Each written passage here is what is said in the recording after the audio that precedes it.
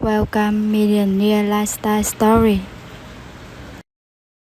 He looked at her while she was hooked up to a ventilator and told her she was too much baggage. Most men promised to stay for better or for worse. But when Sarah hit her absolute rock bottom, bankrupt, sick, and terrified, her husband didn't just leave. He destroyed her. He signed the papers, took the assets, and walked out the door, convinced she was a sinking ship. He thought he was cutting dead weight. He had no idea he was walking away from a dynasty. 5 years later, he walked into a ballroom and saw the woman he threw away. But she wasn't alone. She was holding the hand of a billionaire, and behind them stood 3 children who looked exactly like him. Grab your tissues and settle in. This is the story of the ultimate regret. The fluorescent lights of the ICU at Mount Sinai Hospital in New York City hummed with a sound that Sarah usually associated with death. But today, they just gave her a headache. She was 28 years old, and she felt 80. The gown she wore was thin, offering no protection against the chill of the room or the icy stare of the man standing at the foot of her bed. Richard Rick Dalton checked his Rolex, a submariner she had bought him after he closed the Anderson deal 2 years ago. He looked impatient, not worried, not sad, impatient. "Sarah, look," Rick sighed, running a hand through his perfectly gelled hair.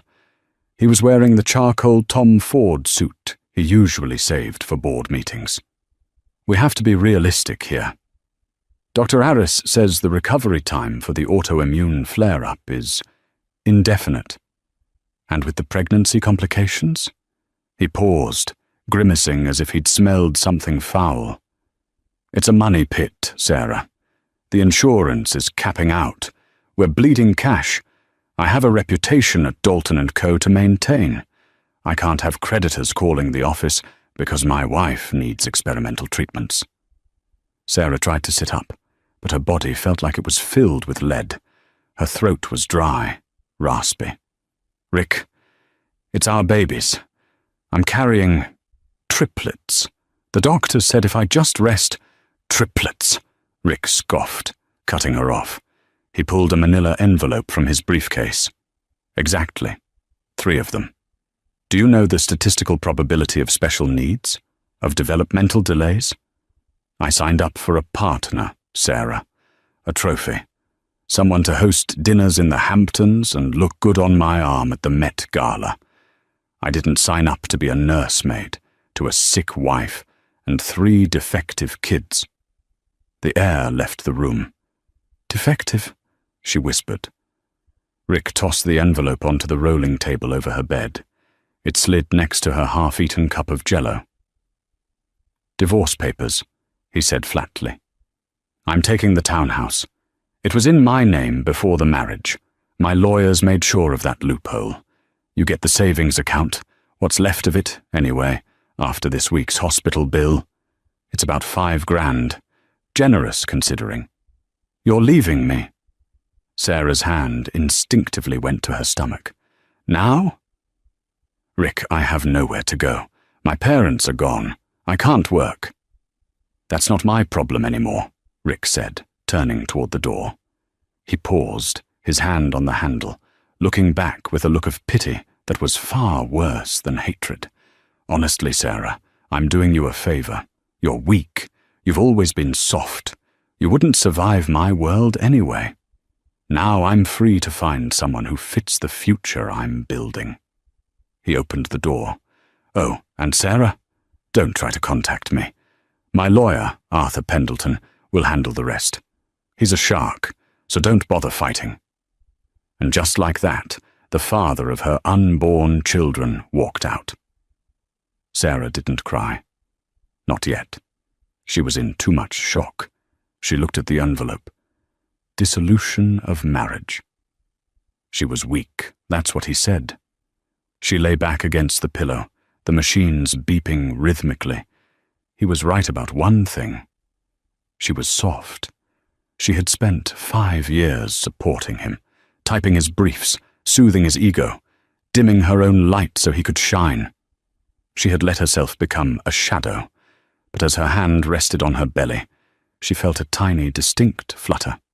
A kick. Then another. Leo. Mia. Noah. She had already named them in her head. A fire, cold and blue, ignited somewhere deep in her chest. It wasn't hope. Hope was too fragile. This was rage. "Okay," she whispered to the empty, sterile room. "You want me to be strong, Rick? I'll show you strong." The next 6 months were a blur of gritty survival that would have broken the woman Rick thought he knew. Sarah didn't stay in Manhattan. She couldn't afford it. With the meager $5,000 Rick had generously left her, she moved to a dilapidated studio apartment in Weehawken, New Jersey. It smelled of boiled cabbage and old cigarettes, and the radiator clanked like a dying engine. But it had a view of the skyline where Rick was living his best life.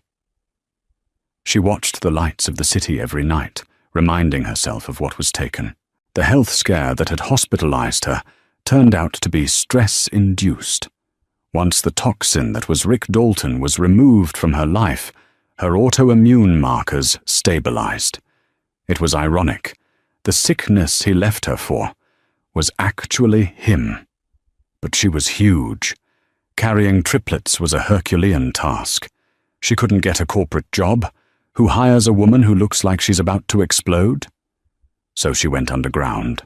Before she was Mrs. Dalton, the trophy wife, Sarah had been a brilliant data analyst at a logistics firm. She was a wizard with patterns, supply chains, and predictive algorithms. She set up a workstation on a folding card table. Using her maiden name, Sarah Evans, she began freelancing on dark web forums and high-stakes freelance sites. She optimized shipping routes for anonymous importers. She fixed broken algorithms for struggling tech startups in Silicon Valley who didn't care who she was as long as the code worked. She worked 18 hours a day. Her ankles swelled to the size of grapefruits. She ate instant noodles so she could save every penny for the babies. Then came the night of the storm. It was November. A nor'easter was battering the coast. Sarah's water broke 3 weeks early. She didn't have a concierge doctor. She didn't have a private car. She called an Uber. The driver was an older man named Igor. When he saw her clutching her belly in the rain, wincing in pain, he didn't just drive. He flew. He got her to the county hospital just as the first baby was crowning. It was a chaotic, loud, terrifying birth. No private suite, just a curtain separating her from a teenager with a broken leg. But when Leo came out screaming, followed by Mia, and finally the smallest, Noah, Sarah felt a surge of power that no boardroom victory could ever match. They weren't defective. They were perfect. Small, yes, but fierce. Noah, however, needed time in the NICU. His lungs were underdeveloped. The bills started piling up again. The freelance money wasn't enough. Sarah sat in the hospital cafeteria, 3 days postpartum, weeping silently over a cup of lukewarm tea. She had 400 hurdlers left. Noah's incubator costs were $2,000 a day. "Is this seat taken?" The voice was deep, gravelly, but kind. Sarah quickly wiped her eyes, looking up.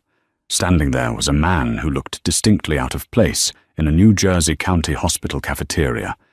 He was wearing a cashmere sweater that probably cost more than her apartment, and a heavy wool coat. He had dark hair, graying at the temples, and eyes the color of steel. Sharp, but not cruel. No. Go ahead," Sarah stammered. He sat down, placing a black coffee on the table. He didn't look at his phone. He looked at her. "You look like you're carrying the weight of the world, and frankly, you look like you haven't slept in a week." "I have triplets," she blurted out. "One is in the NICU, and I'm tired." "Triplets," the man whistled low. That's a full house. I'm Alexander. Alex. Sarah.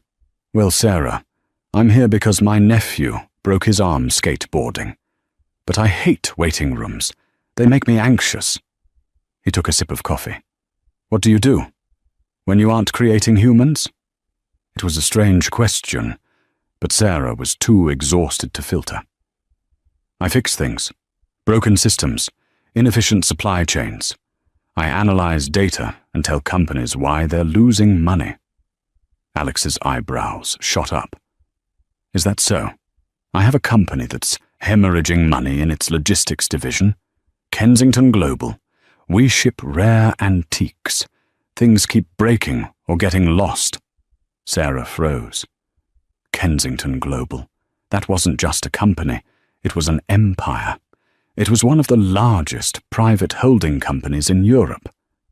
You're Alexander Kensington? She asked, her voice trembling. The recluse billionaire? Guilty, he smiled. It was a genuine smile. Tell you what, you look like you need a distraction. If you can tell me in 5 minutes why my shipping route from Osaka to London is failing, I'll pay for your coffee. Sarah pulled a napkin from the dispenser. She grabbed a pen from her purse. Do you use the Suez route or go around the Horn for the heavy items? Suez. That's your mistake, Sarah said, sketching a rapid diagram on the napkin. Your insurance premiums on the Suez for antiques, specifically, are 20% higher due to vibration risks in the canal locks. If you switch to air freight for items under 50 LLBs and use the Cape route for furniture, balancing the time delay with a pre-staged warehouse in Lisbon, look here. She did the math on the napkin in 30 seconds. You save 14% annually, roughly $12 million. She pushed the napkin toward him. Alexander Kensington stared at the napkin. Then he stared at Sarah. He picked up the napkin as if it were a religious artifact. You did this on a napkin, while 3 days postpartum. I told you, Sarah said, straightening her back, ignoring the pain in her stitches. I fix things. Alexander stood up. He pulled a business card out of his pocket and placed it on the table. It was heavy, black cardstock with gold embossing. I don't need you to fix my shipping routes, Sarah. I need you to fix my entire operations department. I can't offer you a job right now because you need to be with your babies, but I want to offer you a retainer, a consulting fee. How much? Sarah asked, her heart pounding. For this idea alone? He waved the napkin. I'll write you a check for $50,000 right now. Consider it a signing bonus. When you're ready to work, call me. Sarah looked at the card. Then, at the checkbook he was already reaching for. $50,000. It was Noah's medical bills. It was a year of rent. It was freedom. Why? She asked. You don't know me? Alex paused, his pen hovering over the check. He looked at her with an intensity that made her shiver. Because, Sarah, I know desperation when I see it. And I know brilliance. Usually, people have one or the other. You have both. That makes you dangerous. And I like dangerous people. He ripped the check out and slid it across the table. Get your son healthy. Then let's build an empire. 5 years. 5 years is enough time for a mountain to weather, for a government to fall, or for a woman to completely reinvent herself. In the glass-walled conference room on the 45th floor of the Kensington Tower in London, the air was thin and sharp. 12 men in expensive suits sat around a mahogany table, looking nervous. They were executives from Vanguard Logistics, a company that had tried to execute a hostile takeover of one of Kensington's subsidiaries. At the head of the table sat Alexander Kensington. He looked older than he had in that New Jersey cafeteria, distinguished grey now dominating his beard, but his eyes were just as steel-hard. But the men weren't looking at Alexander. They were looking at the woman standing at the window, her back to them. She wore a cream-colored pantsuit that was tailored to within an inch of its life. Her hair, once a mousy, messy brown, was now a sleek, honey-blonde bob that shone under the recessed lighting. She turned around. It was Sarah, but it wasn't the Sarah who had wept over Jell-O. "Gentlemen," she said, her voice low and smooth, like velvet wrapped around a dagger. "I've reviewed your acquisition proposal. It's adorable." One of the Vanguard executives, a man named Peters, bristled. "Excuse me? That offer is 20% above market value." Sarah walked to the table. She didn't sit. She loomed. She tapped a single manicured finger on a stack of documents. "You're offering 20% above market value because you know your European distribution hubs are about to be sanctioned for environmental violations. You need our clean infrastructure to hide your dirty assets. If we accept this deal, Kensington Global inherits your liability. You aren't trying to buy us. You're trying to use us as a laundry service." Silence. Absolute, suffocating silence. Alexander leaned back in his chair, a ghost of a smile playing on his lips. He loved this part. "I counteroffer," Sarah continued, sliding a single sheet of paper across the table. "We acquire you, for 60 cents on the dollar. You resign, effective immediately. And we keep your junior staff, who are actually doing the work." "This is an outrage." Peters stood up. "Who do you think you are?" "I am the chief operating officer of this company," Sarah said, her eyes flashing with a blue fire that could freeze water. "And I am the woman who just saved you from a federal indictment. Sign the paper, Mr. Peters, or I release the environmental report to the press in 10 minutes. Peters looked at Alexander. "Alex, are you going to let her speak to me like this?" Alexander shrugged, checking his watch. "Sarah runs the empire, Peters. I just own the building. I'd sign if I were you. She's rarely this merciful." 10 minutes later, the room was empty. They had just acquired a competitor for pennies. Sarah let out a breath and leaned against the table. "That was close. I thought he was going to call my bluff on the indictment timeline." "He wouldn't dare," Alex said, standing up and pouring 2 glasses of sparkling water. "You were terrifying. It was magnificent." He handed her a glass. The dynamic between them had settled into a rhythm over the last 5 years. He was her mentor, her protector, and her best friend. There was a simmering tension. Everyone in the office whispered about it. But they had never crossed the line. Sarah was too guarded, and Alex was too respectful of her trauma. "How are the hooligans?" Alex asked, his tone softening instantly. "Loud," Sarah laughed, the mask of the corporate shark falling away to reveal the mother. "Leo tried to build a ladder to the moon using the expensive encyclopedias you bought them. Mia is correcting my grammar. And Noah? Noah drew a picture of you today." "Did he?" Alex's eyes lit up. "Does it look like me, or like a potato with legs?" "A handsome potato," Sarah teased. Noah, the baby who had fought for every breath in the incubator, was now a thoughtful, quiet 5-year-old with an artistic soul.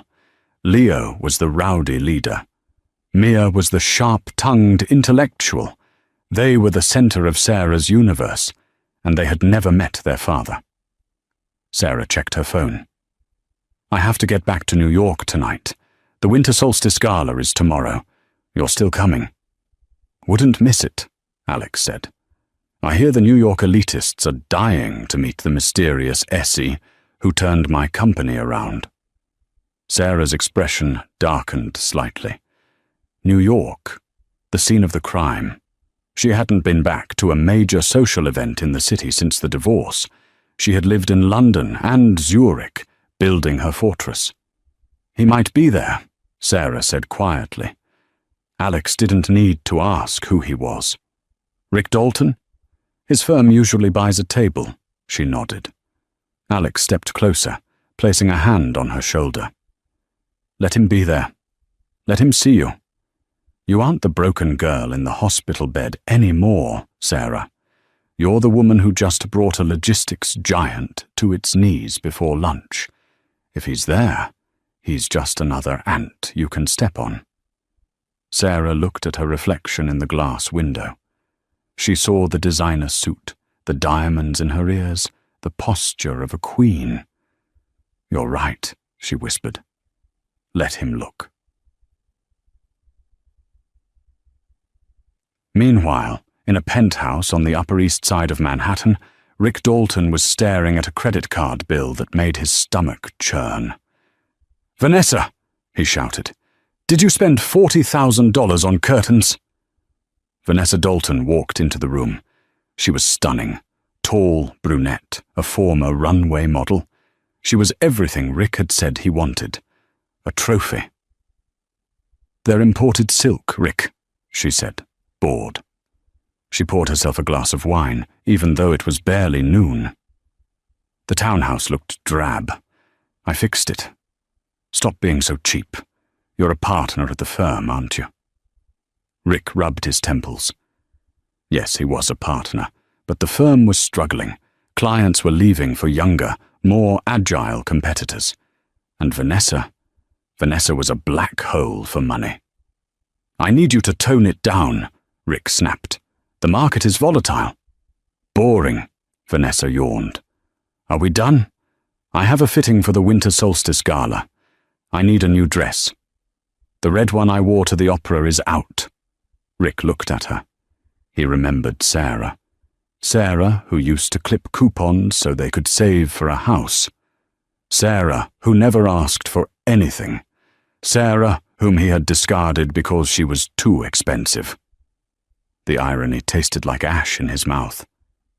"Just get something reasonable," Rick muttered. "I'm getting the Givenchy," Vanessa said, walking out. "We have to look successful, Rick. Fake it till you make it, right?" Rick sat alone in his sprawling, expensive, empty living room. He had the trophy wife. He had the penthouse. He had the reputation. But lately, when he closed his eyes, he didn't see Vanessa. He saw a pair of terrified eyes in a hospital room. He wondered what happened to the babies. The defective ones, he had called them. He shook his head, pouring a scotch. They were probably in foster care, or living in a trailer somewhere. He had dodged a bullet. That's what he told himself every night to fall asleep. "I need a big win," he whispered to the empty room. "I need a whale." He looked at the invitation for the winter solstice gala on his desk. The rumor was that Alexander Kensington was attending, the recluse billionaire. If Rick could land Kensington as a client, it would save the firm. It would pay for Vanessa's curtains. It would validate everything. He didn't know that the whale he was hunting was bringing a shark with him. And the shark knew his scent. The grand ballroom of the Plaza Hotel was a sea of velvet, silk, and old money. The air smelled of expensive perfume and massive floral arrangements of white hydrangeas. A string quartet played softly in the corner, largely ignored by the hundreds of Manhattan's elite sipping champagne and judging each other. Rick Dalton adjusted his bow tie. He felt sweat trickling down his back. "Stop fidgeting," Vanessa hissed. She looked spectacular in a silver gown that plunged dangerously low, but her grip on his arm was like a vice. "You look desperate." "I need to find Kensington." Rick scanned the room. "He's the key. If I can get 5 minutes with him." "Is that him?" Vanessa pointed toward the grand staircase. The room, usually a cacophony of chatter, suddenly went quiet. A hush rippled through the crowd, starting near the entrance and spreading outward like a wave. Descending the stairs was Alexander Kensington. He looked regal in a tuxedo, emanating that effortless power that only true billionaires possess. But no one was looking at Alexander. On his arm was a woman who stopped the room cold.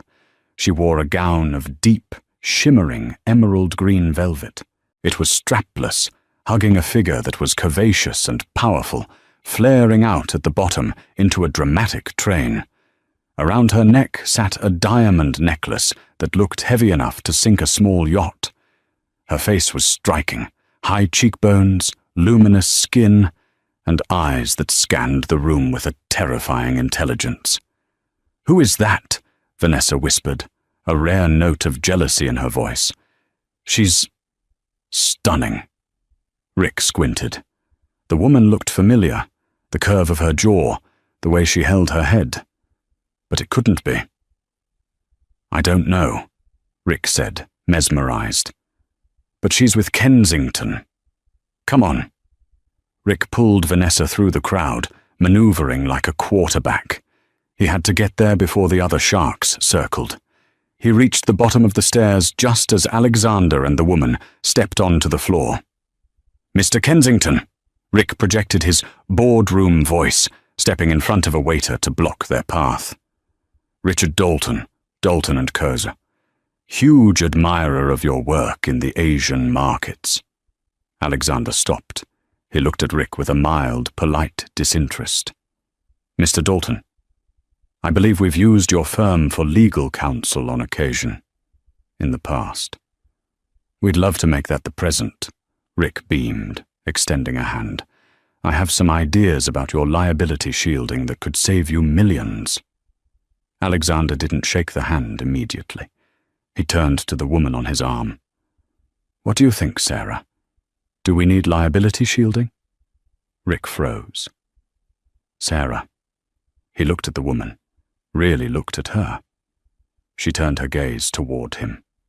It wasn't the fearful look of the woman in the ICU. It was a look of absolute, crushing indifference. "I think," Sarah said, her voice clear and bell-like, "that Dalton & Co. is currently over-leveraged and lost 3 major class action lawsuits last quarter. I don't think they're in a position to advise a lemonade stand, let alone Kensington Global." Rick's mouth fell open. The voice. It was polished, confident, accented slightly with a transatlantic lilt, but it was her. "Sarah?" he choked out. Vanessa looked between them. "You know this woman, Rick." Sarah smiled. It didn't reach her eyes. "Hello, Rick. It's been a while. You look tired." "I don't understand," Rick stammered, his brain misfiring. You're with Kensington." "She is Kensington," Alexander corrected, slipping his arm around Sarah's waist protectively. "This is Sarah Evans, my chief operating officer, the architect of my company's success over the last 5 years." Rick felt like the floor was tilting. The woman he had left with $5,000 was running a multi-billion-dollar empire. "But," Rick pointed a shaking finger, "the hospital. You were dying." "I got better," Sarah said coldly. "Amazing what happens when you remove the source of the infection." Vanessa, sensing the shifting power dynamic and realizing her husband looked like a fool, stepped forward. "Well, I'm Vanessa Dalton, Rick's wife. It's lovely to meet you. That dress is divine, though perhaps a bit bold." Sarah looked at Vanessa. She didn't look with malice, but with a sort of clinical pity. "It's custom, Vanessa. And don't worry. Rick always did have a taste for things that look expensive but lack substance. I'm sure you two are very happy." It was a verbal slap so elegant that Vanessa didn't even register the sting for 3 seconds. Rick was still reeling. "Sarah, the pregnancy. What happened?" He expected her to say she lost them, or that they were in care. Before Sarah could answer, a commotion at the side entrance drew the room's attention. "Uncle Alex! Mommy!" A small boy in a miniature tuxedo came sprinting across the ballroom floor, ignoring the gasps of the socialites. He was followed by a girl in a poofy cream dress and another boy, slightly slower, holding a stuffed rabbit. Leo, stop running! The girl shouted, her voice bossy and sharp. The boy, Leo, skidded to a halt in front of Alexander and hugged his legs. We escaped the nanny. The suite was boring. Sarah didn't scold them. She laughed, a genuine warm sound that Rick hadn't heard in years. She knelt down, her emerald dress pooling on the floor, heedless of the expense. Leo, you can't just run into a party, she said, smoothing his hair. Rick stared. The boy, Leo, looked up. He had dark, curly hair. He had a square jaw. He had eyes that were a distinctive hazel green. Rick's eyes. The girl, Mia, caught up. She had the same eyes, the same nose, and the quiet one, Noah, who was clinging to Sarah's hand. He was the spitting image of Rick's own baby photos. The room seemed to spin. These, Rick whispered, his voice cracking. Who are these children? Alexander Kensington stepped forward, placing a hand on Leo's head. He looked at Rick with a gaze that could peel paint. These are Sarah's children, Mr. Dalton. Leo, Mia, and Noah. They're... Rick looked at Sarah. They're mine. Sarah stood up. She towered over him in her heels. No, Rick, she said softly, so only he, Vanessa, and Alex could hear. You signed a paper. You called them defective. You checked out. These aren't your children. She gestured to the three beautiful, healthy, vibrant children who were currently looking at Alexander with adoration. They're mine, Sarah said, and they are the dynasty you walked away from. Rick looked at the three heirs. He looked at the woman who was now one of the most powerful executives in the world. He looked at Vanessa, who was checking her phone, bored. The weight of his mistake didn't just hit him, it crushed him. Sarah, Rick pleaded, taking a step forward.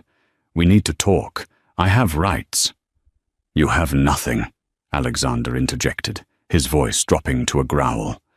You have a document signed by you, relinquishing all parental rights and financial responsibility. My lawyers have it framed in my office. If you come near this family again, I will buy your law firm, fire you, and evict you from your penthouse just for sport. Do we understand each other? Rick Dalton, the man who prided himself on control, stood paralyzed. He watched as Sarah took Noah's hand, Alexander took Mia's, and Leo led the way. They turned their backs on him and walked toward the VIP section, a perfect, impenetrable unit. The crowd parted for them. Rick was left standing in the middle of the ballroom, holding an empty champagne glass, while his wife asked, "So, are we not getting the account then?" Desperation is a dangerous fuel. It makes smart men stupid and weak men reckless. 3 days after the gala, Rick Dalton sat in his office at Dalton & Co., the blinds drawn. The morning sun was too bright for his hangover. On his mahogany desk lay the morning edition of the New York Post. The headline was not what he wanted. It wasn't about him landing a big client. The billionaire's secret family. Kensington heirs revealed at Plaza Gala. The photo was blurry, taken by a guest's phone, showing Alexander Kensington standing like a titan with the 3 children. Sarah was cut out of the frame, referred to only as a mystery executive. Rick crumpled the paper. He was bleeding money. Vanessa had maxed out the Platinum Amex yesterday on a spiritual retreat booking in Bali that she hadn't even discussed with him. His partners were asking questions about the firm's liquidity. He needed a lifeline, and he had just seen 3 walking, talking trust funds. He buzzed his intercom. "Send Pendleton in." Arthur Pendleton, the lawyer who had drafted the ruthless divorce papers 5 years ago, waddled in. He looked like a toad in a pinstripe suit. "You wanted to see me, Rick?" "The agreement," Rick said, his voice raspy. "The one Sarah signed. I want it voided." Pendleton laughed, a wet, wheezing sound. "Rick, that agreement is ironclad. We made sure of it. You relinquished all rights to avoid child support. You called them, and I quote, financial liabilities. You can't just say, oops, 5 years later because the stock went up." "I was under duress," Rick lied, his eyes manic. "I was grieving the loss of my marriage. I wasn't thinking clearly. Sarah took advantage of my emotional state to cut me out of my children's lives." Pendleton stared at him. "Rick, you're talking about perjury, and you're talking about going up against Alexander Kensington's legal team. They have the GDP of a small country behind them." "I don't need to win in court, Arthur," Rick hissed, leaning forward. "I need to win in the court of public opinion. Kensington is a recluse. He hates scandal. If I go to the press, if I paint myself as the grieving father who was pushed away by a cold, calculating wife and her billionaire lover, they'll settle. They'll pay me to go away. I want $50 million. Pendleton hesitated. It was dirty. It was unethical. But Dalton and Kodos was sinking, and Pendleton's pension was tied to the firm's survival. "If we do this," Pendleton warned, "there is no going back. If you miss, they will nuke you." "I won't miss," Rick said, pouring a drink. "She's weak, remember. She'll fold to protect the kids." The storm broke on a Tuesday morning.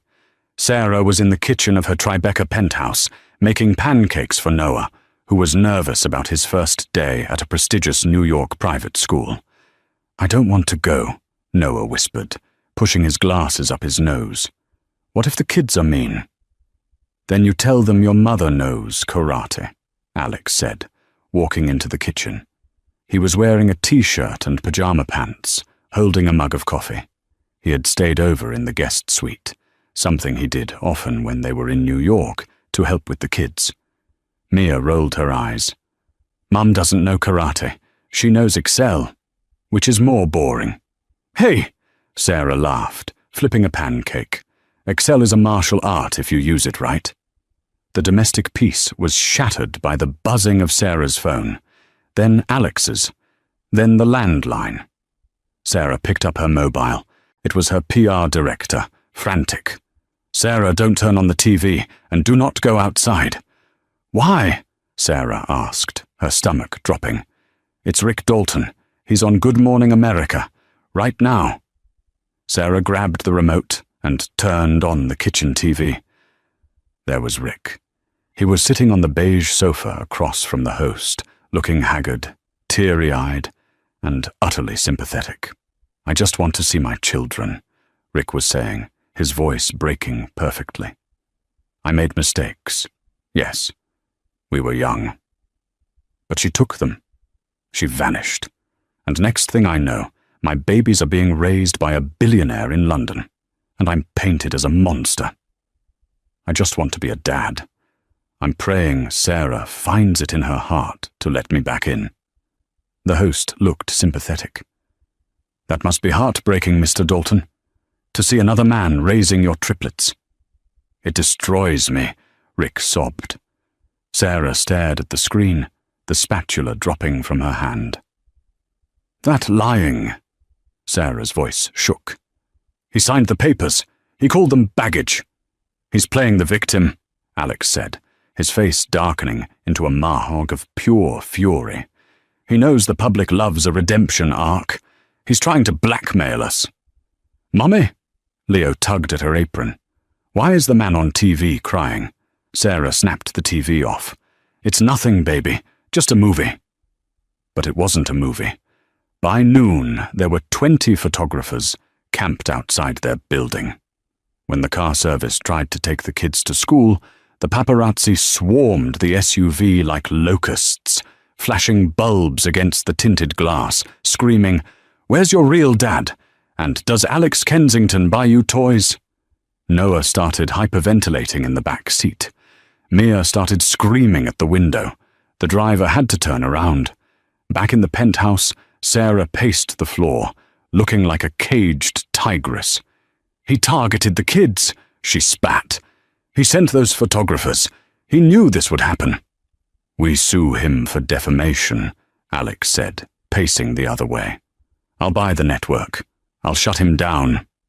No, Sarah stopped. She looked out the window at the vultures below. That's what he wants. He wants a fight. He wants a settlement. He wants us to pay him to go away. She turned to Alex. Her eyes were dry. The panic from 5 years ago was gone. In its place was the cold, hard calculation of the woman who had restructured Kensington Global. He thinks I'm still the wife he bullied, Sarah said softly. He thinks I'm afraid of a little bad press. He forgot one thing. What's that? Alex asked. I know where the bodies are buried, she said. When I was his trophy wife, I did his typing. I organized his files. I know how Rick Dalton makes his money, and it's not from legal fees. Sarah pulled out her phone. Get me the forensic accounting team, she commanded, and call the SEC. I have a tip for them. The counterattack didn't happen in the press. It happened in the dark. For 3 weeks, Sarah let Rick have his media circus. She let him go on talk shows. She let him file his motion for restoration of parental rights. She remained silent. The public began to turn on her. They called her the Ice Queen. They said she was a gold digger who stole children from their loving father. Rick was ecstatic. He was already spending the settlement money in his head. He figured Kensington would cut a check for $50 million just to stop the noise. Then came the summons. Not a settlement offer, a subpoena. Rick sat in the deposition room at a neutral law firm in Midtown. He was flanked by Pendleton and 2 other lawyers. He felt confident. Across the table sat Sarah, alone. She wore a navy blue suit, sharp and severe. No jewelry, no makeup to hide the fatigue. She opened a thin leather folder. Where is Kensington? Rick sneered. Too important to face the man he stole from? This isn't about Alexander, Sarah said calmly. This is between you and me, Rick. Just like old times. I'm not signing anything unless it has a lot of zeros on it. Rick leaned back, putting his feet up on the chair rung. The public is on my side, Sarah. The judge will order visitation, maybe even custody. Unless I pay you, Sarah finished. I'm a reasonable man, Rick shrugged. Child support arrears, emotional distress. Let's call it $60 million, and I'll drop the suit. I'll even issue a statement saying we've reconciled amicably. Sarah didn't blink. She slid a single document across the table. What's this? Rick picked it up. That, Sarah said, is a transfer of ownership deed. Rick squinted at the legal jargon. For what? For the building located at 40 Wall Street, the building where Dalton & Co. leases its offices. Rick froze. You bought my building? Kensington Global Real Estate Division did, last week. I'm your landlord, Rick. Sarah's voice was conversational, pleasant even. And upon reviewing the lease agreements, I noticed something interesting. You're 6 months behind on rent. That's grounds for immediate eviction. I can pay the rent, Rick blustered. Business is picking up. Is it? Sarah slid another document. This one was a spreadsheet. It was colorful, lots of red. This is an audit of the client escrow accounts at Dalton & Co., Sarah explained. You remember those, don't you? The accounts where you hold client money? It seems there's a discrepancy of about $4 million. Oddly enough, that matches the exact amount transferred to a shell company in the Cayman Islands, registered to a V. Dalton. Rick's face went the color of curdled milk. Pendleton, his lawyer, physically recoiled, sliding his chair away from Rick. You hacked my accounts, Rick shouted, standing up. This is illegal. I didn't hack anything, Sarah said, tapping the paper. I told you I analyze broken systems. When I bought the building, I gained access to the building's server maintenance logs. You were careless, Rick. You used the building's shared server for your private transfers. It's all public record if you own the hardware. Which I do. Sarah stood up. She leaned over the table, her face inches from his. Here is the situation, Rick. I have the SEC on speed dial. I have the Bar Association on the other line. If I release this, you go to federal prison for embezzlement. You lose your license. You lose your freedom. Rick was shaking. He looked at Pendleton for help, but Pendleton was busy packing his briefcase. I can't represent you in criminal fraud, Rick. I'm out. The lawyer walked out. Rick was alone. What do you want? Rick whispered. You want me to beg? I don't want your begging. It's worthless, Sarah said. I want you to go on TV tomorrow. I want you to admit you lied. I want you to say that you signed those papers willingly, that you abandoned your children, and that you are unfit to be a father. And then, I want you to resign from your firm and leave New York. My wife, Rick stammered. Vanessa, she'll leave me if I'm broke. The door to the deposition room opened. Vanessa Dalton walked in. She was wearing huge sunglasses and carrying a Birkin bag. She didn't look at Rick. She walked straight to Sarah. Is it true? Vanessa asked Sarah. Is he broke and facing jail? See for yourself. Sarah gestured to the spreadsheet. Vanessa looked at the numbers. She looked at the transfers to the Cayman account. Money she had spent, yes. But money Rick had told her was his, not stolen from clients. Vanessa pulled a white envelope from her bag and tossed it onto Rick's lap. What is this? Rick asked, his voice barely audible. Divorce papers, Vanessa said coldly. I'm not going to be the wife of a convict, and I'm certainly not going to be poor. She looked at Sarah. You're the smart one. You got out early. I should have asked for your advice at the gala. Vanessa turned on her heel and left. Rick sat in the silence of the room. The air conditioner hummed. He looked at the divorce papers from Vanessa on his lap and the embezzlement evidence on the table. He looked up at Sarah, the woman he had called weak. You ruined me, he whispered. No, Rick, Sarah said, picking up her folder and turning to the door. You did that all by yourself. I just balanced the books. She opened the door. Alexander was waiting in the hallway. He didn't look triumphant. He just looked relieved. Is it done? Alex asked. It's done, Sarah said. She didn't look back at the sobbing man in the room. Let's go pick up the kids. 6 months later, the summer sun dipped below the horizon of the Hamptons, painting the sky in strokes of violent orange and soft purple. Sarah stood on the deck of a sprawling oceanfront estate. It was the kind of house Rick had always talked about buying, a symbol of ultimate status. But Rick had never stepped foot here.